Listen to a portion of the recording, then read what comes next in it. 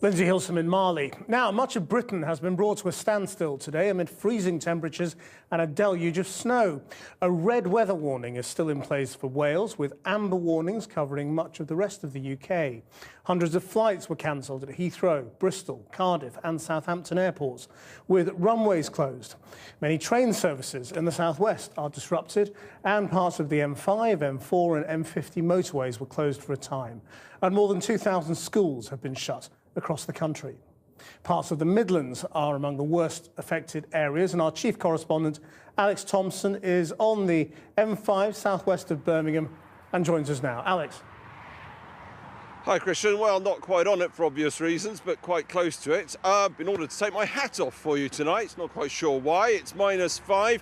This was a snow event as predictable as it was predicted, but as you've just heard there, completely overwhelmed some important transport hubs and infrastructure across the day. The weather people told us pretty much how the snow would happen, where it would happen, what it would do and where it would go on to do it elsewhere. All in all, therefore, a pretty typical day in a British snow event. By the time it got light in Worcestershire this morning, it had been snowing most of the night. From around 6 a.m, it got serious, pretty much exactly as forecast. Across the UK, the snow has caused disruption and inconvenience. In Bristol, public transport struggled to cope with the conditions. This is what can happen when you drive on compacted snow. Bristol, Cardiff and Southampton airports shut.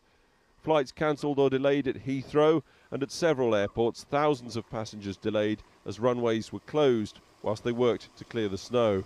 Stourport in the West Midlands, where up to 6 inches fell this morning.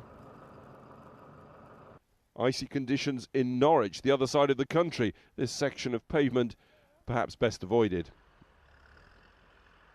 In the capital, the Prime Minister felt the cold as he made his way to Parliament, whilst those that could took to the hills.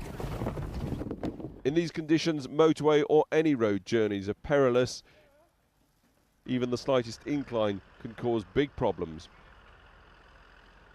Back in Worcestershire this morning, yet another lorry broken down miles from here, stopping this traffic from easily reaching the M5. Disruption by snow, again made far worse by HGVs failing in the conditions. Are all their journeys really essential? Would a 24-hour or a 12-hour break in delivery really make much difference? But in Britain, the question's hardly raised, much less acted upon. It happens every winter.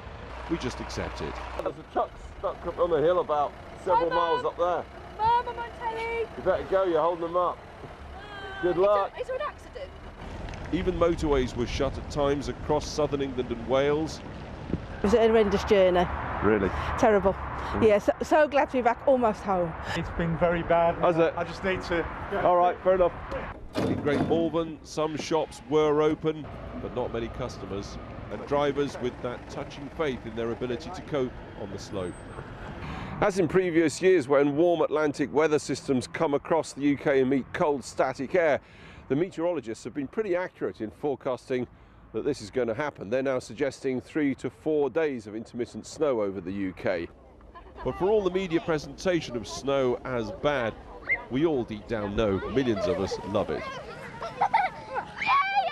Not least children liberated from school, and the rather refreshing reminder perhaps that we humans are not in control of greater forces in the way we may sometimes suppose.